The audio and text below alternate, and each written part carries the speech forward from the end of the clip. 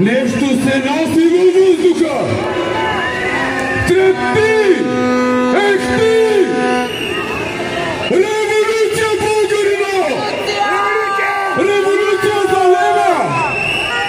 За България! Зад нас е Българска народна банка!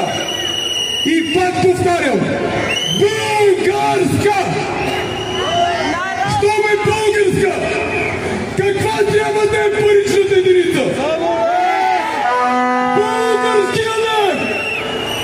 Българския лев! А кой може да защити българския лев? Българските лъвове! Вие сте лъвове! Вие сте сила! Вие сте България! И няма сила, която да ни спре! България да бъде на българите! Българския лев да остане за българската държава! И няма предател! Няма алчен корумпиран политик, който да се изправи срещу нашата мощ! Това е суверено! Кръвта и потта на държавата България! На тази територия са се водили битки от достойни българи! Аз мисля днес, че ние тук сме достойни българи! Достойни, които носят себе си българското! Които трептят, когато изричат името България! Които могат да пометат всичко по пътя си!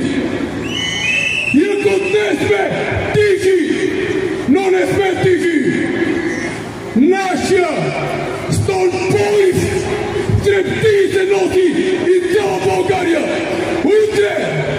Утре може би трябва да затворим и КПП-та и тези фалшиви институции, защото те са мафията! Те изнасилиха цяла една нация! Една конституция, писана с кръв! Дори на онези бюрократи смачкаха договор за функциониране на Европейски съюз, в който е записано точно ясно: България се присъединява, когато реално се доближи. Ние с нашите доходи, с нашата икономика, ограбени, смачкани от мафиотите отсреща. Докъде се доближихме, хора? В калта се доближихме. Ние сме долу.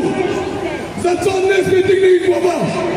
Дигнали сме глава, за да кажем ясно, силно: българския лев ще бъде и ще пребъде. България има бъдеще като такива. С нас, истинските българи. Да живее България!